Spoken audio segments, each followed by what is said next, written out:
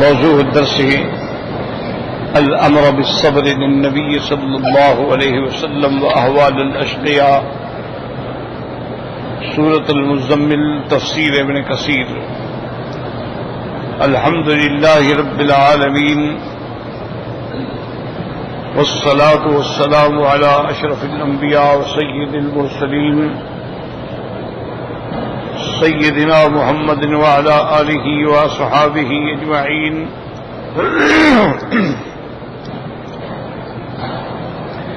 اللهم صل على سيدنا محمد وعلى آل سيدنا محمد كما صليت على إبراهيم وعلى آل إبراهيم في العالمين إنك حميد مجيد۔ أعوذ بالله من الشيطان الرجيم، بسم الله الرحمن الرحيم۔ واصبر على ما يقولون واهجرهم هجرا جميلا وذرني والمكذبين أولي النعمة ومهلهم قليلا إن لدينا أنكالا وجحيما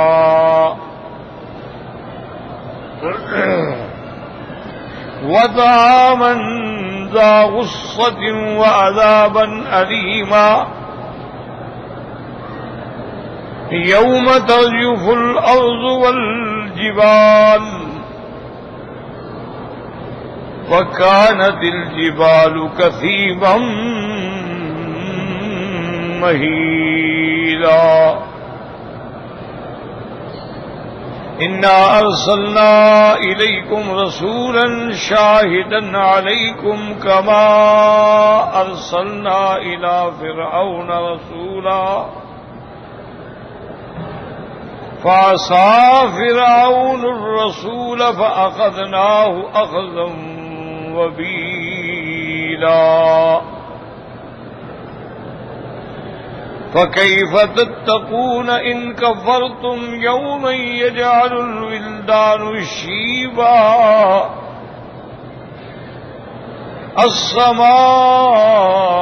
السماء منفطر به كان وعده مفعولا۔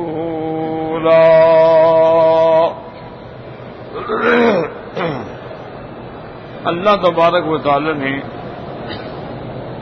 کلام مقدس کی ان آیات مبارکہ میں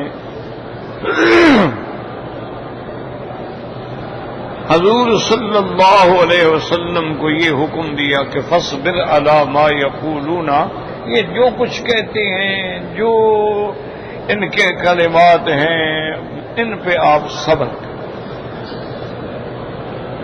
اور ان کو چھوڑیں تب بھی اچھے طریقے سے۔ وَهْجُرْهُمْ هَجْرًا جَمِيلًا، ہجرن جمیلہ کا معنی یہ ہوتا ہے کہ جس میں گالی گلوچ نہ ہو اور کوئی باتیں نہ، بس ٹھیک ہے جی، تم لکم دینکم ولی دین،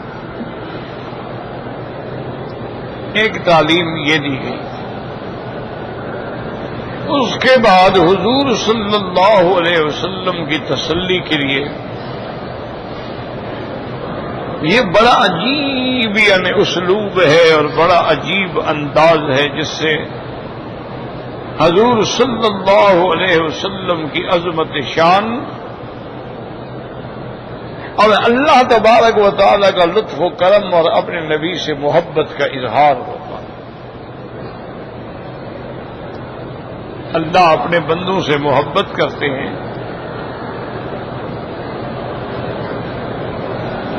لیکن سب سے زیادہ محبت تو انبیاء سے ہے، اور پھر حضور پاک کا شان تو سب سے زیادہ ہے۔ تو یہ اسلوب جو ہے نا، اس اسلوب کو سمجھیں کہ جیسے کسی کو شکایت پہنچے تو بادشاہ اس کو کہتا ہے بھئی آپ تسلی کریں، آپ چھوڑیں، بس یہ جانیں اور میں جانوں۔ تو اللہ بھی اپنے نبی کو فرما رہے ہیں آپ صبر کریں، ذرنی والمکذبین، ان جھوٹوں کو چھوڑ دیں میرے لیے، میں ان سے خود بدلہ لوں گا، آپ فکر نہ کریں۔ آپ اپنے آپ کو ان کے انتقام میں مشغول نہ رکھیں، بلکہ چھوڑ دیں، بس ذرنی والمکذبین، میرے اوپر چھوڑیں، میں جانوں اور یہ مکذبین جانیں۔ ذرنی والمکذبین اولی النعمت، اولی النعمت مانا یہ بڑے تنعم اور عیش میں جو پلنے والے ہیں نا، ان کو چھوڑیں، ان کا انجام قریب آ رہا ہے۔ اسی لیے علماء اہل لغت فرماتے ہیں کہ اس میں 3 لغتیں ہیں، نعمہ، نعمہ، نعمہ۔ اگر تو زبر ہو نعمہ تو مانا ہوتا ہے تنعم، اور اگر کسرہ ہو نعمت مانا ہوتا ہے انعام، کہ جو ان پہ ہم نے انعام کیا، ان کو مکے میں رکھا، حرم میں رکھا، کعبے کا مجاور بنایا، اور یہاں افضل رسول تمام رسولوں سے افضل رسول بھیجا، تمام کتابوں سے افضل کتاب اتاری، یہ ساری نعمتیں بھول گئے۔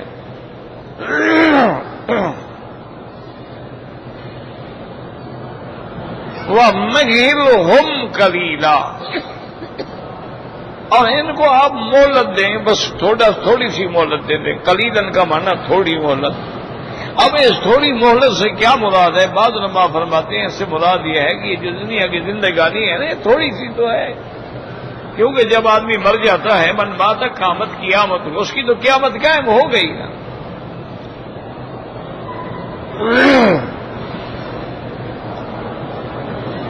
اور بعض علماء فرماتے ہیں کہ اگر مجموع عمر دنیا کی بھی ہم سامنے رکھیں تو وہ بھی تھوڑی ہے۔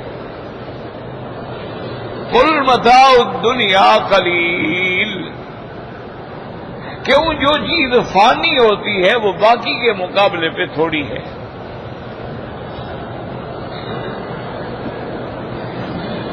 اللہ تبارک و تعالیٰ نے ان کو دنیا میں بھی عذاب دیا، قریش مکہ کو، تکذیب کرنے والوں کو، استکبار والوں کو اللہ نے ایسی سزا دی کہ جنگ بدر میں ان کے 70 سردار جو تھے وہ قتل ہوئے۔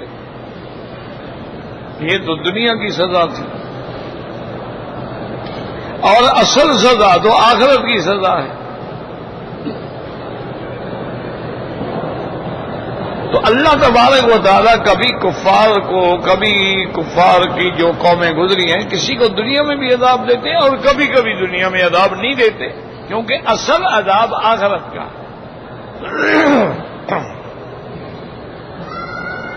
کبھی اپنی قدرت کا نمونہ دکھانے کے لیے دنیا میں بھی عذاب دے دیتے ہیں، قوم عاد کو دیا، قوم سمود کو دیا، قوم لوط کو دیا، قوم فرعون کو دیا، قوم نوح کو دیا، لیکن اصل عذاب جو ہے وہ آخرت کا۔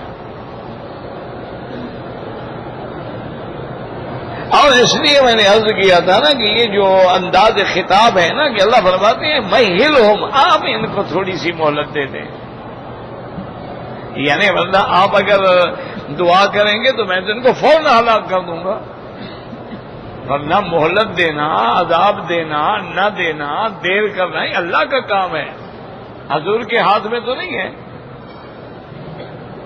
حضور نے تو واضح فرما دیا کہ لا املک نفسی ضرا ولا نفعا الا ما شاء، میں تو اپنے نفع نقصان کا بھی مالک نہیں ہوں، لیکن لطف و کرم دیکھے نا میرے مولا کا، تسلی دے رہے ہیں، فرماتے ہیں میرے محبوب مہل ہوں، ان کو مہلت دے تھوڑی سی۔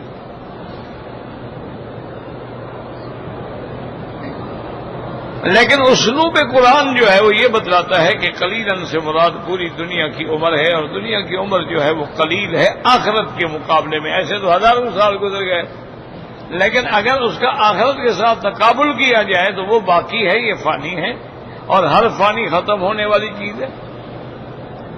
عمر آدمی کی 100 سال ہو تب بھی ختم ہو جائے گی، 70 سال ہو تب بھی ختم ہو جائے گی، ختم تو ہو جانی ہے نا۔ اور اصل عذاب جو ہے اب اس کا اللہ سے ان لدینا انکالا وجحیما وطعاما ذا غصۃ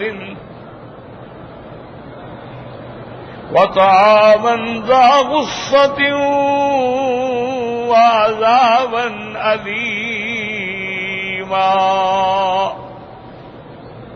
اللہ فرماتی ہے میرے محبوب ان کے لیے ہمارے پاس جو ہے بہت بڑی بڑی زنجیریں ہیں.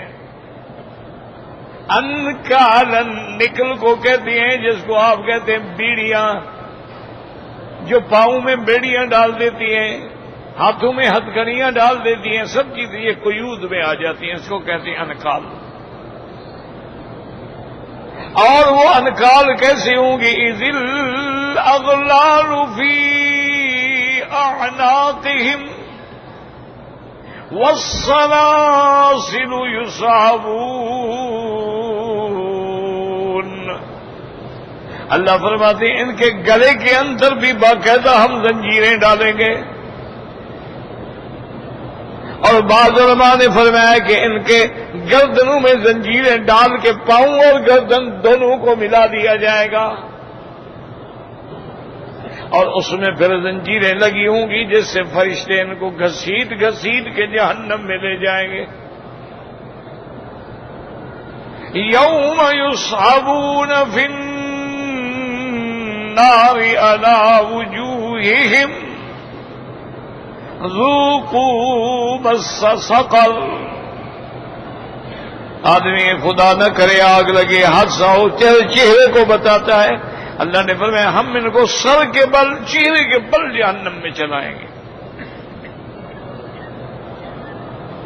اور اللہ کے فرشتے ان کو مارتے بھی ہوں گے اور پوچھتے بھی ہوں گے اور کہتے بھی ہوں گے ھذہ النار التی کنتم بہ تکذبون.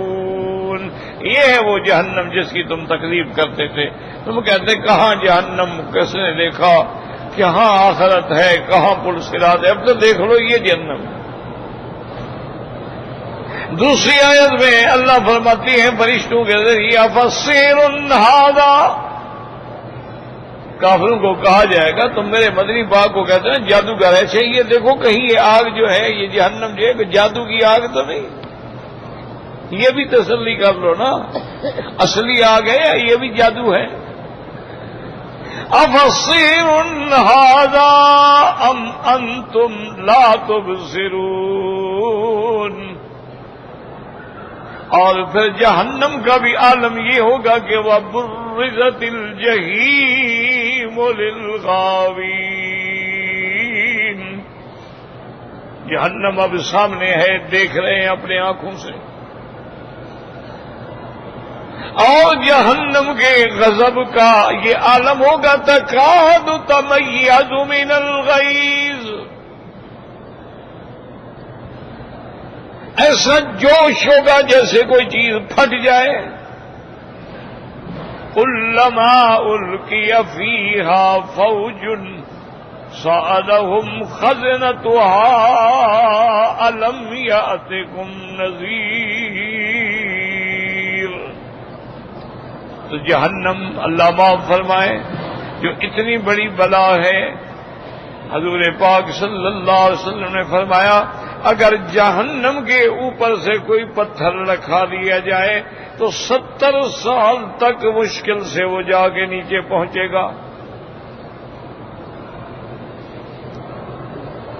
اتنی بڑی جہنم. اور جب اس میں کافروں کو ڈالا جائے گا، قرآن کہتا ہے فرشتے اللہ کے حکم سے پوچھیں گے وَيَقُولُ لِجَهَنَّمَ يَوْمَ نَقُولُ لِجَهَنَّمَ هَلِ امْتَلَأَتِ.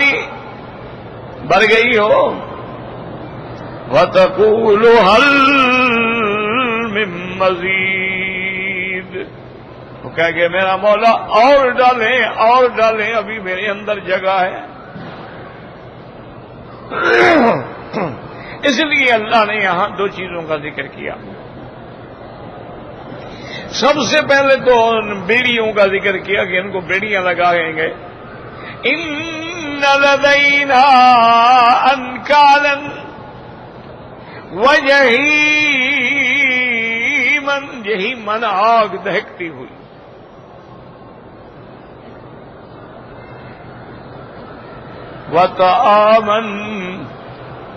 وطعاما ذا غصۃ. اور ان کے لیے کھانا ہوگا جہنمیوں کو کھانا دیں گے، اور وہ کھانا ایسا ہوگا ذات غصۃ، اہلک میں اٹکنے والا، نہ اوپر جائے نہ نیچے۔ اور وہ کھانا کیا ہوگا؟ دوسری جگہ اللہ تبارک و تعالی نے ذکر فرمایا ہے کہ ان کے کھانے کے لیے کیا ہوگا؟ شجرۃ الزقوم، طعام اللصیم، ان کے کھانے کے لیے وہ زقوم کا، اور زقوم بھی وہ جو جہنم میں پیدا ہوگی۔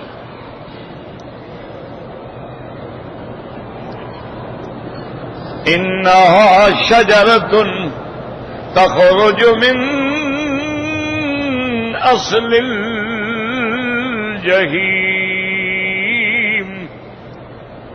اللہ نے فرمایا وہ ایسا درخت ہے جو جہنم کے درمیان میں پیدا ہوگا۔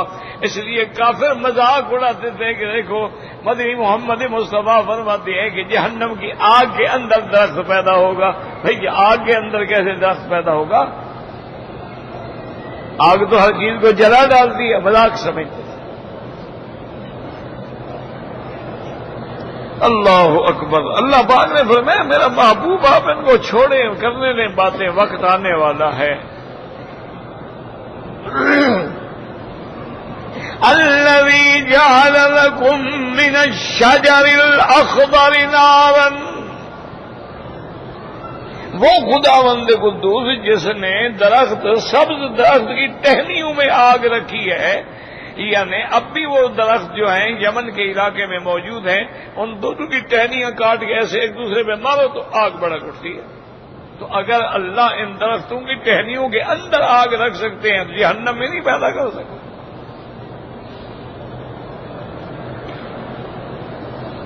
اسی طرح اللہ تبارک و تعالی نے دوسری جگہ ارشاد فرمایا ہے، ایک تو ان کا کھانا کیا ہوگا؟ زقوم ہوگا، اور دوسرا ان کا کھانا کیا ہوگا؟ زری ہوگا۔ زری کہتی ہیں ایک ایسا درخت کانٹے والا، لا یسمن ولا یغنی من جوع، وہ درخت ایسا نہیں جس کے کھانے سے آدمی موٹا تازہ ہو جائے، نہ کچھ نہیں، اور نہ وہ بھوک کو مٹائے گا، اور ان کے پینے کے لیے وہ پانی کیا ہوگا؟ انا للہ انا راجعون، اللہ پاک رحمت فرمائے، ایسا پانی ان کو دیا جائے گا، وَسُقُوا مَاءً حَمِيمًا، کھولتا ہوا پانی، فَقُطِّعَ مَعَهُمْ، جیسے پانی اندر جائے گا آنتیں کاٹ دے گا۔ اور اسی طرح اللہ تبارک و تعالی نے یہاں بھی فرمایا ہوا طعاما ذا غصۃ وعذابا علیما، نکرہ ہے یاد رکھو، عذابا علیما مانا انواع من العذاب، کئی قسم کے عذاب، کوئی خاص ایک عذاب نہیں ہوگا، کھانے کا عذاب، پینے کا عذاب، چلنے کا عذاب، اوپر سے عذاب، نیچے سے عذاب، جسمانی عذاب، روحانی عذاب، ہر قسم کے انواع من العذاب۔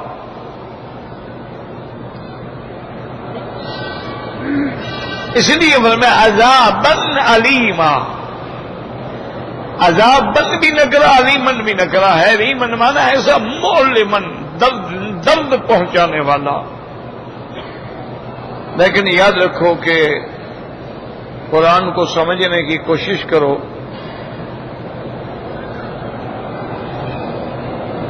کہ یہاں اللہ نے قرآن میں جو منظر پیش کیا ہے نا، بات سمجھو، یہ آخرت کی باتیں ہیں، دنیا کی باتیں نہیں ہیں۔ اسی لیے بہت سارے لوگ گمراہ ہو جاتے ہیں کہ جی کسی کو آگ میں ڈال دو وہ جل جائے تو اس کو کھانے کا ہوش ہے کہ کھانا کھائے گا، وہ تو جل گیا، وہ تو کولا ہو گیا۔ لیکن یاد رکھو نہ وہاں جو سزا ہے وہاں موت ہی تو نہیں آئے گی نا، جلتے بھی رہیں گے لیکن لا یموت فیہا ولا یحیا۔ اللہ تبارک و تعالی ان کو عذاب دینے کے لیے یعنی ایسا حالات پیدا فرما دیں گے کہ اگر چمڑا جل گیا اور چمڑا پیدا ہو گیا فوراً، چونکہ موت تو آنی نہیں نا، اسی لیے وہاں ان کو ہر قسم کا عذاب دیا جائے گا، پیاس بھی لگے گی، عطش بھی لگے گی، بھوک بھی لگے گی، چیخیں گے اور شدت عذاب کی وجہ سے زقوم کھائیں گے، کھولتا ہوا پانی بھی پیئیں گے کہ اگر وہ چہرے کے قریب آ جائے یشمل الوجوہ بئس الشراب۔ لیکن جب پیاس لگی ہو، آدمی مر رہا ہو، تو پھر جیسی چیز بھی ملے آدمی پی۔ آپ دیکھتے نہیں سفر میں آدمی جاتا ہے، اگر خدا نہ خاصا پانی کم ہو جائے اور آگے ایک چھوٹی سی جگہ میں پانی کھڑا، پھر یہ نہیں دیکھتا کہ گندا ہے، پلید ہے، پاک ہے، کہتے یار جان تو بچاؤ نا۔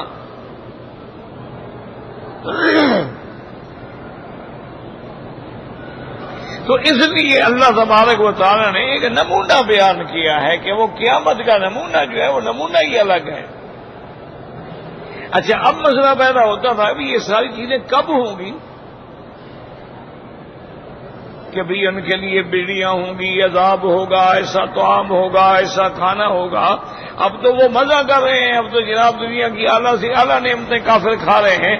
اللہ نے فرمایا یہ یہاں نہیں، یوم ترجف الارض والجبال، یہ عذاب آئے گا لیکن اس دن آئے گا جب قیامت آئے گا۔ جیسے فرمایا اذا زلزلت الارض زلزالها، اور دوسرے مکان پہ فرمایا یا ایھا الناس اتقوا ربکم ان زلزلۃ الساعۃ شیء عظیم۔ زلزلہ یہاں لفظ رجفہ، اس کا معنی بھی وہی زلزلہ۔ یوم ترجف الارض والجبال، زمین میں زلزلہ، اور پہاڑ کیسے ہوں گے؟ اللہ تبارک و تعالی نے ان کا منظر بھی بیان فرما دیا، وَكَانَتِ الْجِبَالُ كَثِيبًا مَّهِيلًا، اور پہاڑ ایسے ہو جائیں گے جیسے ریت کے ٹیلے ہوتے ہیں۔ کثیب کہتے ہیں ریت کا ٹیلا، اور مہیلن مانا وہ ریت بہنے والی، پہلے ریت بن جائیں گے پھر بہتے بہتے بہ جائیں گے، ختم، کچھ بھی نہیں ہوگا۔ یسألونک عن الجبال فقل ینسفها ربی نسفا فَيَذَرُهَا قَاعًا صَفْصَفًا لَا تَرَىٰ فِيهَا عِوَجًا وَلَا أَمْتًا، اور کہیں اللہ فرماتے ہیں اذا دُکَّتِ الْأَرْضُ وَالْجِبَالُ دَکَّةً وَاحِدَةً، اور کہیں اللہ فرماتے ہیں وَتَكُونُ الْجِبَالُ كَالْعِهْنِ الْمَنفُوشِ۔ تو اس لیے یاد رکھیں کہ پہاڑوں پر یہ ساری حالتیں آئیں گی۔ اول وہ بڑے بڑے پتھر ہو جائیں گے، پھر اس کے بعد اور ریزہ ریزہ ہو جائیں گے، پھر اس کے بعد وہ ریت کا ٹیلا بن جائیں گے، پھر ریت بھی بہنا شروع ہو جائے گی، اس کے بعد ہمیشہ کے یہ ختم ہو گیا، وجود بھی باقی نہیں رہے گا۔ دیکھیں گے میدان صاف پڑے ہوئے، ان میں نہ کوئی آڑ ہے نہ ان میں کوئی کسی قسم کی غار ہے۔ اس لیے احوال مختلف ہوتے ہیں۔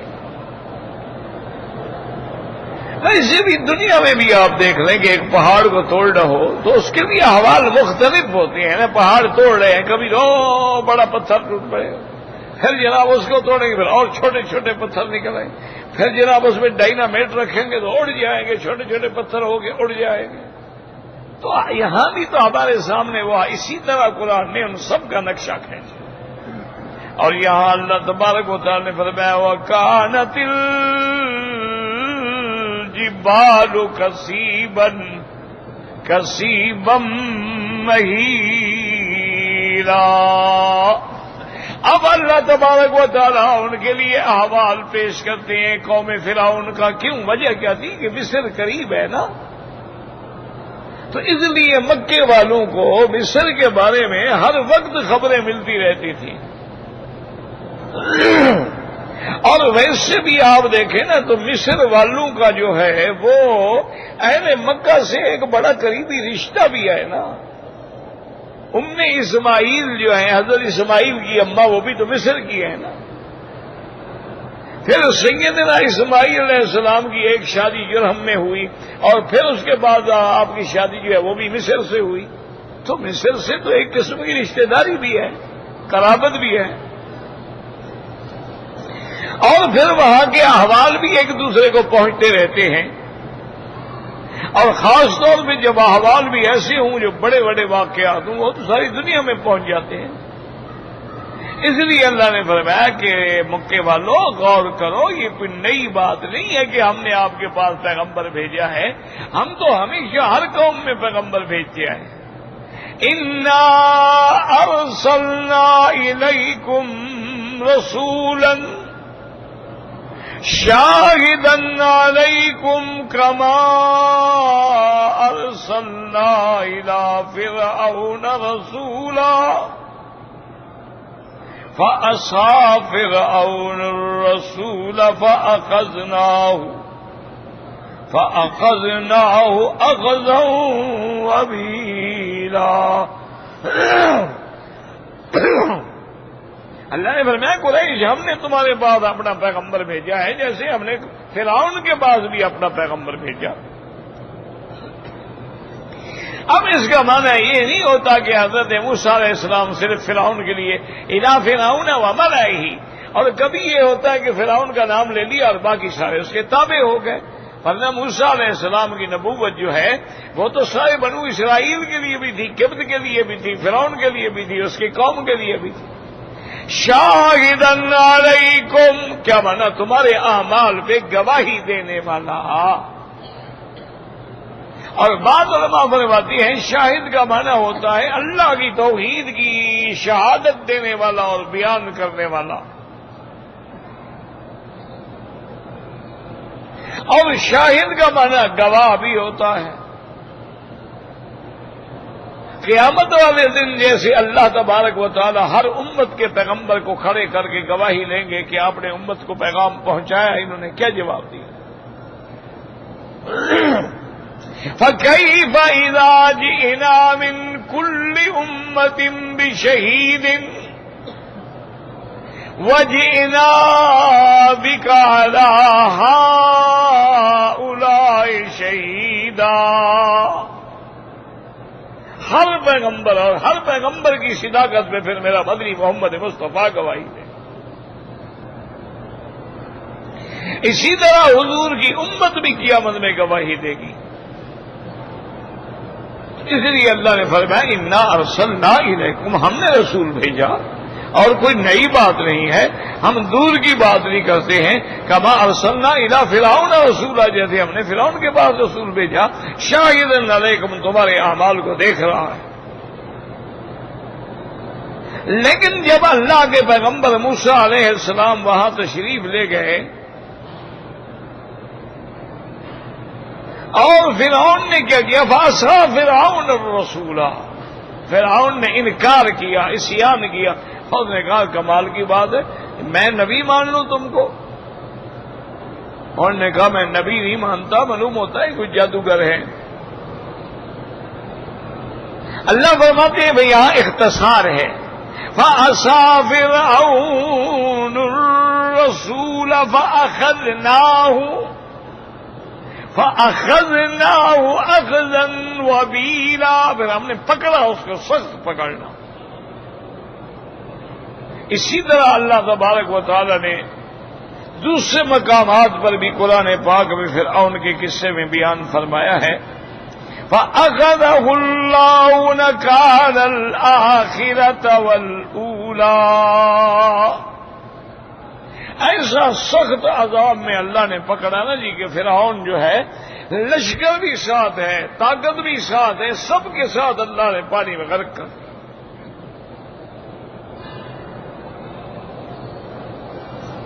اور وہ نکل بھی نہیں سکتا ہے۔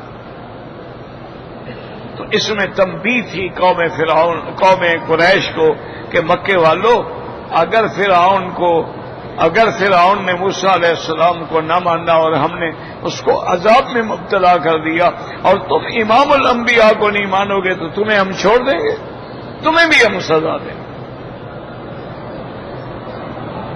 اور پھر اللہ پاک آگے پھر قیامت فَكَيْفَ تَتَّقُونَ إِن كَفَرْتُمْ، اگر تم اپنے کفر پہ اسی طرح ٹکے رہے تو پھر قیامت والے دن عذاب سے کیسے بچو گے؟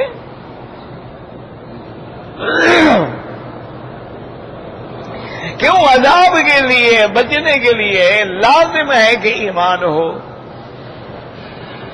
اور اگر ایمان نہ ہو تو پھر تو سوال ہی بس بابا نہ، اس کا تو ٹھکانہ ہی جہنم ہے۔ اس لیے اللہ تبارک و تعالیٰ فرماتے ہیں کہ فَكَيْفَ تَتَّقُونَ إِن كَفَرْتُمْ يَوْمًا يَجْعَلُ الْوِلْدَانَ شِيبًا، تم اس دن پھر اللہ کے عذاب سے کیسے بچو گے کہ وہ دن تو ایسا ہوگا کہ جو بچوں کو بھی بوڑھا کر دے گا۔ کیا مانا؟ یعنی شدت عذاب سے، شدت خوف سے۔ اللہ رحمت کرے، اس دنیا میں بھی ایسے تجربے ہوئے ہیں کہ بعض لوگوں پہ غموں کے پہاڑ جو ٹوٹے ہیں تو ایک رات میں بال سفید ہو گئے، ایک رات میں گویا بوڑھے ہو گئے۔ تو پھر جب قیامت کا عذاب ہوگا تو اس وقت کیا حال ہوگا؟ اور پھر وہ عذاب بھی اتنا لمبا ہوگا کہ ایک دن جو ہے وہ 1000 سال کے برابر ہوگا، اور پھر اس دن شدتی عذاب کا یہ عالم ہوگا کہ لوگ اپنے عذاب کی اس شدتی حرارت کی وجہ سے اپنے اپنے پسینے کے اندر غرق کھڑے ہوں گے۔ اسی اللہ نے فرمایا کہ تم اب تو مخالفت کر رہے ہو، پھر اس دن کے عذاب سے کیسے بچو گے؟ فَكَيْفَ تَتَّقُونَ إِن كَفَرْتُمْ يَوْمًا يَجْعَلُ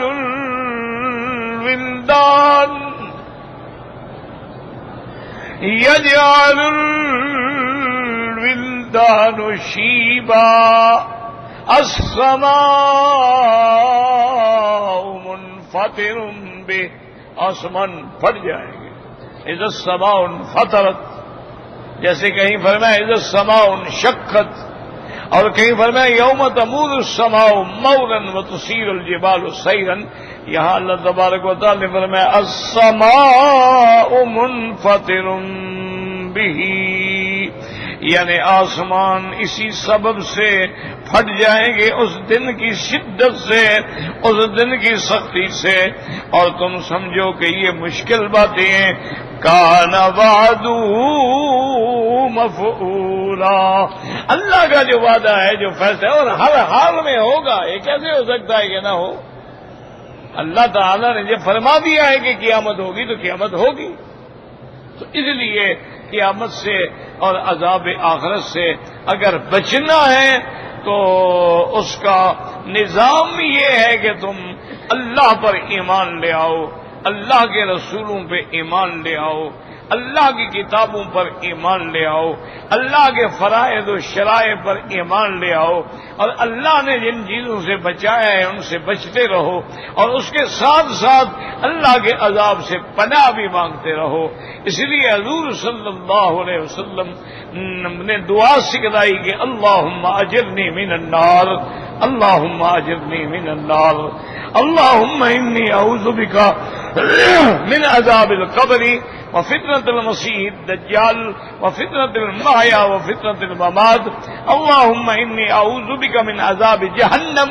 تو یہ ساری دعائیں بھی حضور نے سکھلائی ہیں۔ تو اطاعت انبیاء، ایمان بالرسل، ایمان بالآخرہ، اور اس کے بعد بھی اللہ سے پناہ مانگتے رہیں تو اللہ کی رحمت سے پھر قیامت والے دن اتنی سختیوں کے اندر بھی مومن ایسے کھڑے ہوں گے جن کو کوئی ذرے کے برابر بھی تکلیف نہیں ہوگی۔ لا يحزنهم الفزع الاکبر ان کو کوئی پریشانی نہیں ہوگی. وَتَتَلَقَّاهُمُ الْمَلَائِكَةُ اور ملائکہ ان کو مل مل کے سلام کہہ رہے ہوں گے کہ آؤ آج یہ وہ دن ہے جن کا اللہ نے تم سے بھی وعدہ کیا تھا. آج تمہیں انعام مل رہے ہیں اور تمہارے دشمنوں کو عذاب مل رہا ہے. واللہ اعلم.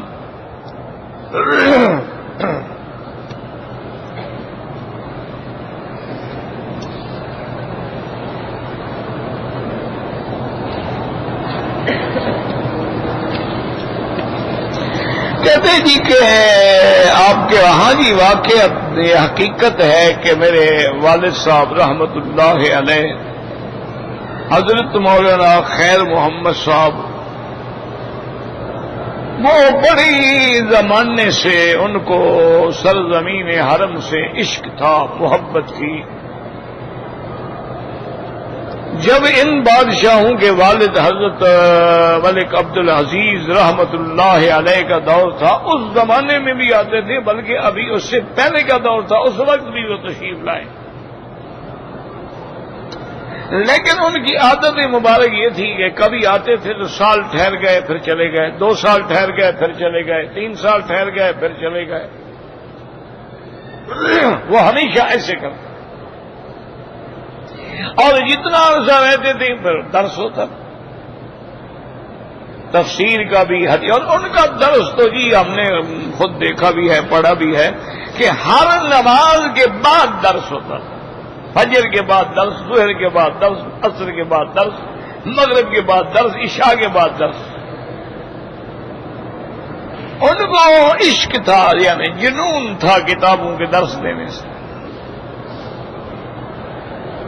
وہ تو فرماتے تھے میرے لیے جمعہ کا دن جو ہے نا بڑا بوجھ سے گزرتا ہے کہ آج درس نہیں ہے، طالب نہیں ہے، سبق نہیں ہے، میں اکیلا بیٹھا ہوں. تو اس طرح ان کی زندگی رہی. اور انہی اسفار میں جب وہ آتے تھے نا، اسی کسی سفر میں میں یہاں پیدا ہوا. پھر وہ تشریف لے گئے، مجھے بھی لے گئے. پھر جب واپس آئے تو پھر میں نے یہاں پڑھنا شروع کیا. پہلے قرآن پاک حفظ کیا، پھر چلے گئے، پھر وہاں جا کے باقی قرآن پاک مکمل کیا اور وہاں کے مدارس میں تعلیم حاصل کی. زیادہ اپنے والد صاحب رحمت اللہ علیہ سے پڑھا. پھر مستقل طور پہ 1960 میں والد صاحب رحمت اللہ علیہ مستقل ہجرت فرما کے مستقل پاکستان چھوڑ کے یہاں آ گئے.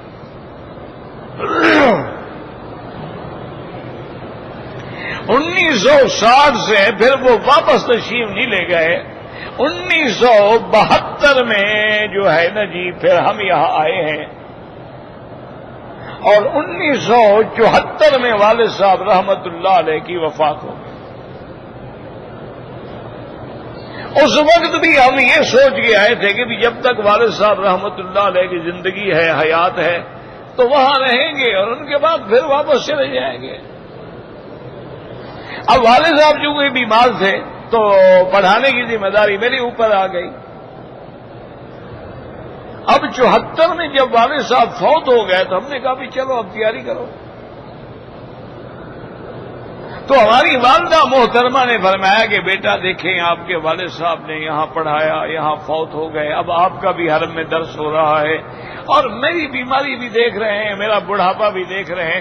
کم از کم اتنا تو رہ جاؤ نا جب تک میری زندگی ہے، تاکہ کم از کم مجھے تو مکے میں دفن کر دو.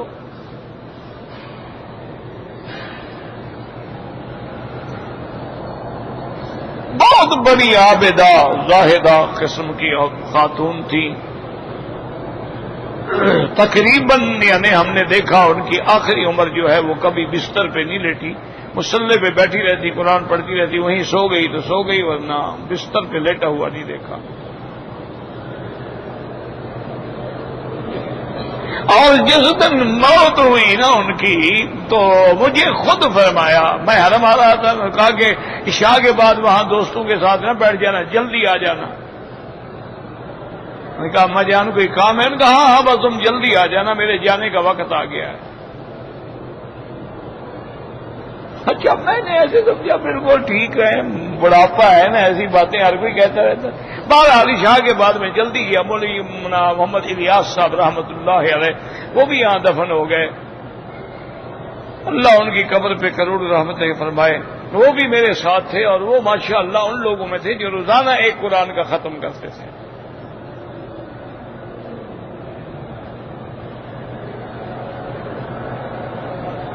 تو وہ بھی میرے ساتھ، میں نے کہا یار والدہ نے کہا تھا جلدی چلنا ہے، میں نے کہا چلو۔ جب ہم گئے نا اپنی گلی میں تو ایسے سیڑھیاں تھیں، ہم چڑھ کے اوپر جاتے تھے تو زور زور سے آواز آ رہی تھی لا الہ الا اللہ لا الہ الا اللہ محمد رسول اللہ۔ تو اس نے کہا یہ کون ذکر کر رہا ہے؟ میں نے کہا یار آواز تو والدہ کی لگتی ہے۔ کہنے لگے آپ کہتے ہیں والدہ بیمار ہے اور ایسی بیمار کی آواز ایسے ہو سکتی ہے؟ میں اندر گیا، مجھے ساتھ بٹھایا، کہا یہاں بیٹھ جاؤ، اور پھر انہوں نے ساری ایمان کی شرطیں پڑھی، ایمان مجمل کیا ہے اور ایمان مفصل کیا ہے، اور سارا کچھ پڑھنے کے بعد کہا کہ اچھا بیٹا میرے جانے کا وقت آ گیا، مجھے جنت المعلیٰ میں دفن کر دیں۔ کلمہ پڑھتے پڑھتے سو وہ لوگ اور تھے، عجیب تھے۔ اب الحمدللہ ثم الحمدللہ، تو یہ مجھے پڑھاتے پڑھاتے بھی وہ 72 سے لے کر 75 آ گیا نا جی، 3 سال گزر گئے تو ایک قسم کا حلقہ بن گیا۔ اب میں نے تیاری شروع کی، شاگرد آ گئے، دوست آ گئے، انہوں نے کہا جی اللہ کے حرم کو چھوڑ کے عقل کریں، کہاں جا رہے ہیں آپ؟ چھوڑیں پاکستان کو، بس تمہارے والد بھی تو چھوڑا ہے نا۔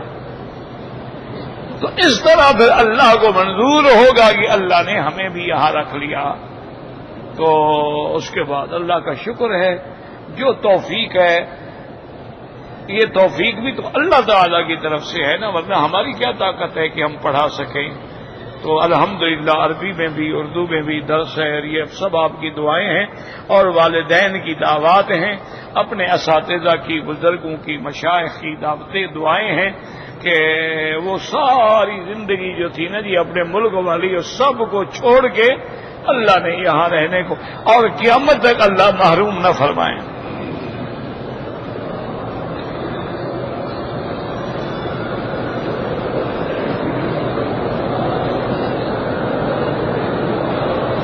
بہرحال گزارش یہ ہے میرے عزیز محترم، مسئلہ یہ ہے کہ المسح علی الخفین جو ہے اس کا تو کوئی دنیا میں منکر ہی پیدا نہیں ہوا، بلکہ علامات اہل سنت والجماعت میں ہے،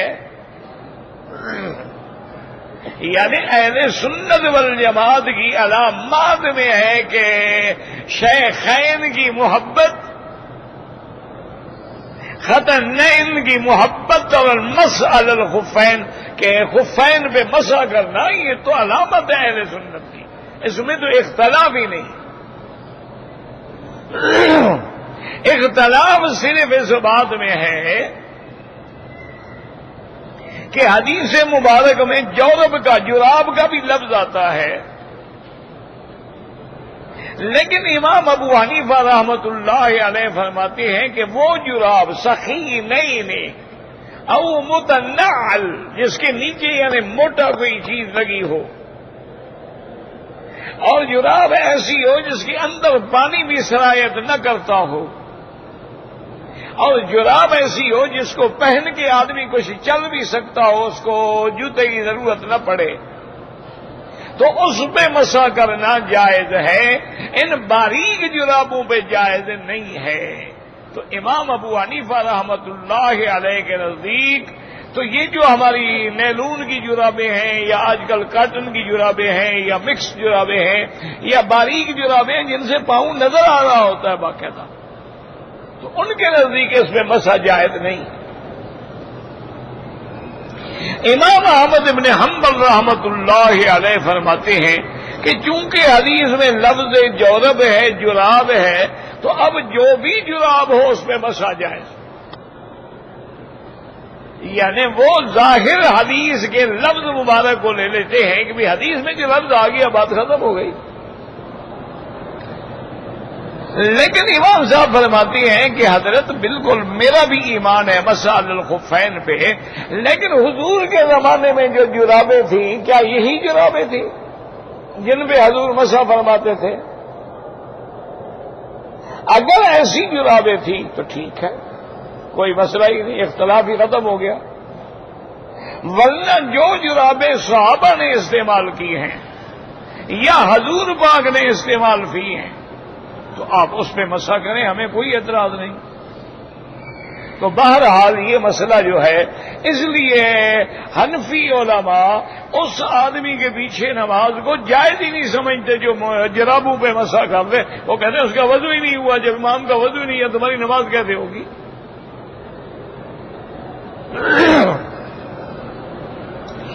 بہتر یہ ہے کہ احتیاط کیا کرو، یعنی نماز اس امام کے پیچھے پڑھو جو بالکل عین احتیاط کرتا ہو۔ مجھے یاد ہے میرے والد صاحب رحمۃ اللہ علیہ جب ہم چھوٹے سے تھے تو ہمارے اس گاؤں میں ایک مولوی صاحب تھے، ان کا نام تھا ولی رحمۃ اللہ، مہاجر تھے، کرنال کے علاقے کے تھے اور وہ اہل حدیث تھے۔ اچھا، ہمارے اس گاؤں میں میرے خیال میں صرف وہ اکیلا ہی اہل حدیث تھا بیچارہ، باقی تو سارے علاقے حنفی تھے نا۔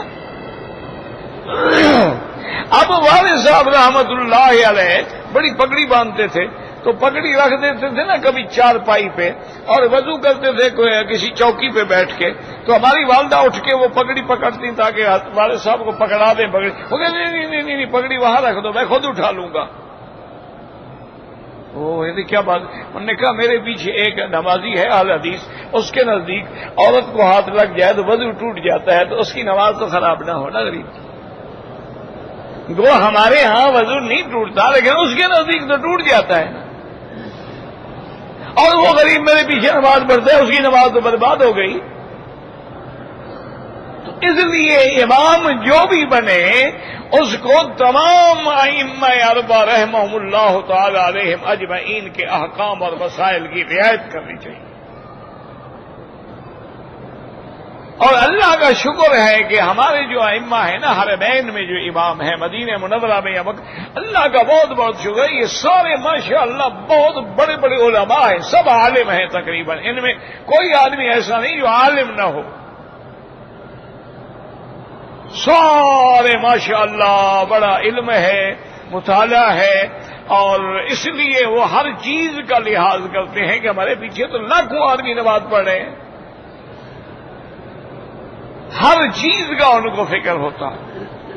یعنی آپ نے دیکھا نا کبھی سجدہ تلاوت ہو تو سجدہ لمبا کر دیتے ہیں کہ بھی بعض لوگوں کو پتہ نہیں لگے گا کہ سجدہ تلاوت امام رکوع کے بجائے سجدے میں کیوں چلا گیا، اس کو تو پتہ ہی نہیں کہ صورت سجدہ ہے۔ چلو لمبا سجدہ جو ہوگا تو کچھ تو دیکھے گا نا بھی سارے لوگ کہاں سجدے میں بھی سجدہ کر لوں، تو وہ بھی بیچارہ سجدہ کر لے گا، نماز تو ہو جائے اس کی۔ اس لیے ہمیشہ یاد رکھیں کہ اس امام کے پیچھے نماز پڑھیں جو بالکل سارے ائمہ کی رعایت کرتا ہو، تاکہ تمہاری نمازوں میں فرق نہ آئے۔ اور اگر ایسی بات ہے دوسری مسجد میں چلے جائیں، آپ بھی تو جان چھوڑاتے ہیں نا، وہیں دفتر میں نماز کا انتظام ہے جی، دفتر کے ساتھ مسجد کوئی نہیں ہے، 100 قدم چلے جاؤ گے تو کیا ہو جائے گا؟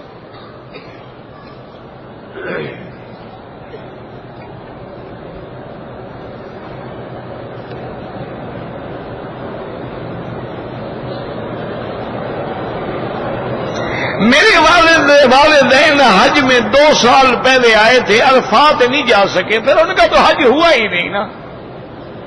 اصل حج تو عرفات کا نام ہے نا، الحج جو عرفہ، دیکھو یہی تقدیر ہے نا، مکے میں آئے پھر بھی عرفات نہیں جا سکے۔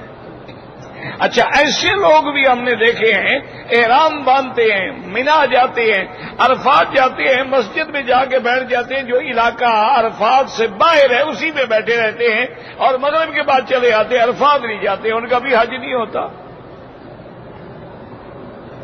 کیونکہ جو مسجد ہے عرفات میں وہ آدھی جو ہے تقریباً وہ حد عرفات سے باہر ہے، وہ وادی ارنا میں ہے۔ حکومت میں باقاعدہ بورڈ لگائے ہوئے ہیں کہ یہ حد عرفات ہے، یہ نہیں ہے، یہ اندر ہے، یہ باہر ہے، لیکن نہیں، بیٹھ گئے، بھی کھلی پڑی جگہ ہے، ایئر کنڈیشن چل رہا ہے، حج ہو نہ ہو بیٹھے۔ یہ تو آدمی کو تحقیق کرنی چاہیے کہ میں عرفات کے میدان میں ہوں یا نہیں ہوں۔ بہرحال اب اپنے والدین کا حج بدل کر رہے ہو، بالکل ٹھیک ہے، کر سکتے۔ اب وہ زندہ ہیں لیکن حج پہ نہیں آ سکتے، ان کا حج بدل کرو۔ اگر تم اپنا کر چکے ہو تو پہلے ایک کا کرو۔ سب سے زیادہ حق والدہ کا ہے، پہلے والدہ کا کرو پھر والد کا کرو۔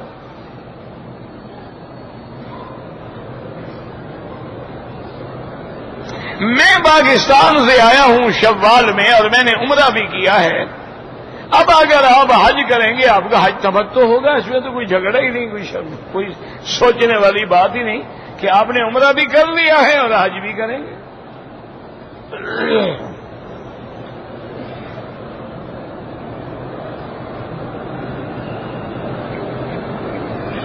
ایک آدمی نے عمرہ کیا، صفا مروہ کے 6 چکر لگائے، احرام کھول دیا، عمرہ ہو جائے گا، لیکن اب اگر یہاں موجود ہے تو ایک چکر پورا کر لیں، عمرہ تو ہو جائے گا چونکہ اکثر چکر ہو گئے۔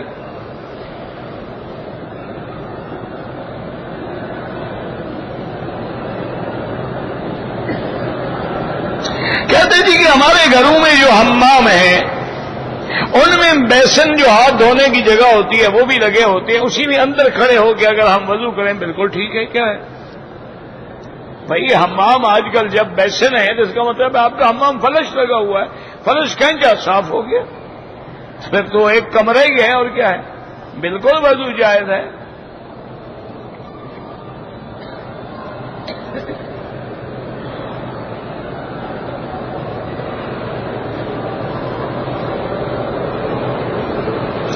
بہرحال گزارش یہ ہے جی کہ یہ تو ایک علمی تحقیق ہوتی ہے نا، اگر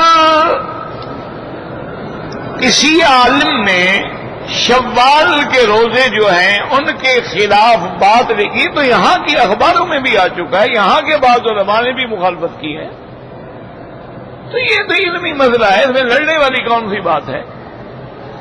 لیکن بہرحال جمہور کی رائے یہی ہے کہ 6 روزے رکھے جائیں تو بہت بڑی فضیلت ہے۔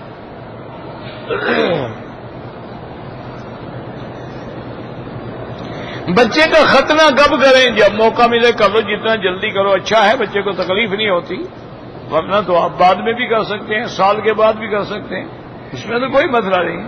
حضرت ابراہیم علیہ السلام کے تو 60 سال عمر ہوئی تھی جب ختنہ کیا تھا، حکم ہی اللہ کا تو اس وقت آیا۔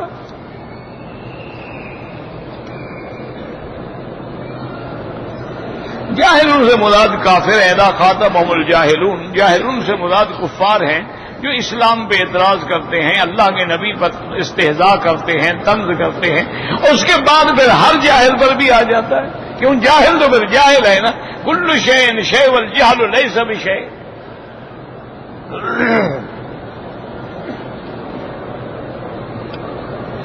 انا للہ و انا الیہ راجعون، اللہم اجرنی فی مصیبتی واخلف لی علی کل غائبۃ لی منک بخیر۔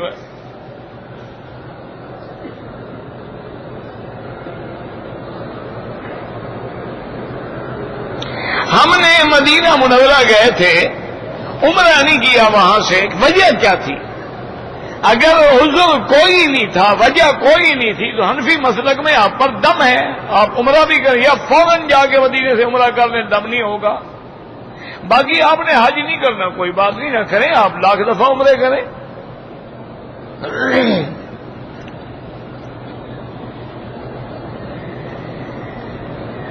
ایک آدمی سنت نہیں پڑھتا ہے، اللہ ہدایت دے، ہم نے تو وہ بھی دیکھے ہیں جو فرض بھی نہیں پڑھتے۔ تو حضرت شاہ جی عطا اللہ شاہ بخاری رحمت اللہ علیہ ڈیرہ غازی خان کے کسی علاقے میں تقریر فرما رہے تھے، اللہ ان کی قبر پہ رحمت فرمائے، تو وہاں بڑا جھگڑا چلا ہوا تھا کہ مردہ سنتے ہیں یا نہیں سنتے ہیں، یہ جو سماع موتا کا بڑا جھگڑا تھا ان دنوں۔ تو کسی نے شرارت کرنا چاہیے کہ اتنا بڑا اجتماع ہے اور بڑے عشق سے لوگ تقریر سن رہے ہیں، اس جلسے کو خراب کیا جائے، تو اس نے ایک چٹ لکھ کے بھیجا کہ شاہ جی آپ کا کیا عقیدہ ہے کہ مردے سنتے ہیں کہ نہیں سنتے؟ اب مقصد یہ تھا کہ آپ کہتے ہیں سنتے ہیں تو نہ سننے والے نعرے لگانا شروع کر دیں گے، اور آپ کہیں گے بھی نہیں سنتے ہیں تو سننے والے لڑ پڑیں گے۔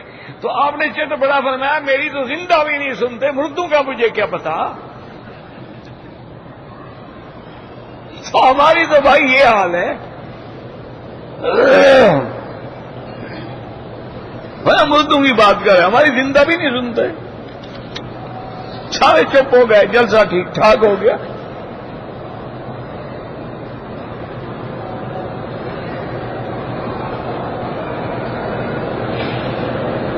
اگر اولاد نہ ہو تو شوہر کا بالکل بیوی کی جائیداد میں حصہ ہے, اس کا چوتھا حصہ ہوگا.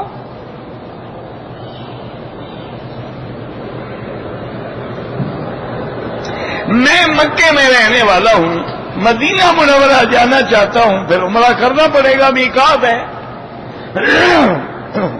یا ان دنوں مجبوری نہ ہو تو مکہ سے باہر نہ جائیں. اچھا, اور بعض حنفی ہیلا بھی کر لیتے ہیں. ہیلا بھی ہوتا ہے نا کہ بھئی مدینے سے آتے ہوئے سیدھا مکے نہ آئیں, جموں آ جائیں, بارہ آ جائیں, جدہ آ جائیں, وہاں کچھ رہ کے پھر مکے آ جائیں, تو پھر کوئی جرمانہ نہیں دینا پڑے گا, احرام بھی نہیں باندھنا پڑے گا. یہ باقاعدہ کتابوں میں ہے کہ آدمی طائف سے آ رہا ہے, اذا نوى بستان عرفات, اگر وہ عرفات کی نیت کر لے, وہاں آگے بیٹھ جائیں اور جناب اس کے بعد مکے آئے تو دم نہیں پڑے گی. باقی کہتے ہیں نا جی کہ یہ حنفی ہیلے کرتے ہیں. اللہ کے بندے, ہیلا تو اللہ نے خود بھی سکھایا ہے نا. حضرت یوسف علیہ السلام نے اپنے بھائی کو پکڑنے کے لیے ان کے مال میں خود اپنا برتن چھپایا تھا کہ نہیں چھپایا تھا؟ کذالک کدنا علی یوسف, اللہ فرماتے ہم نے یوسف کو ہیلا سکھلایا, ایسا کر کے بھائی کو پکڑ لو. تو ہیلا تو اللہ بھی سکھلاتے ہیں. تو ہیلا وہ حرام ہوتا ہے جو شریعت کے خلاف. جنت کا دروازہ کتنا ہے؟ 8 دروازے ہیں جناب. ہمارے لیے تو ایک ہی کافی ہے, دعا کرو اندر اللہ جانے تو دے, بس اللہ نصیب کر دے. ایک دروازہ بھی, وہ بھی شان والے ہیں نا.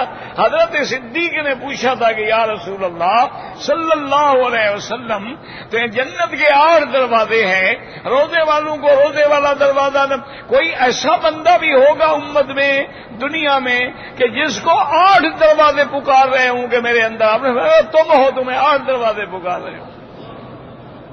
تو ایسے نصیب والے بھی تو ہوں گے, لیکن اللہ تو ہمیں کسی ایک دروازے سے بھی اندر داخل کر دے, ہمارے لیے بہت بڑی بات ہے. اللهم صل على سيدنا محمد وعلى آل سيدنا محمد وبارك وسلم. اللهم إنا نسألك رضاك والجنة ونعوذ بك من سخطك والنار. اللهم إنا نسألك رضاك والجنة ونعوذ بك من سخطك والنار. اللهم إنا نسألك رضاك والجنة ونعوذ بك من سخطك والنار. اللهم فرج هم المهمومين, نفس كرب المكروبين, واقض الدين عن المدينين, واشفنا واشف مرضانا ومرضى المسلمين. صلى الله تعالى على خير خلقه سيدنا محمد وعلى آله وصحبه أجمعين. اللهم صل على سيدنا محمد وعلى آل سيدنا محمد كما صليت على إبراهيم وعلى آل إبراهيم وفي العالمين. بسم الله.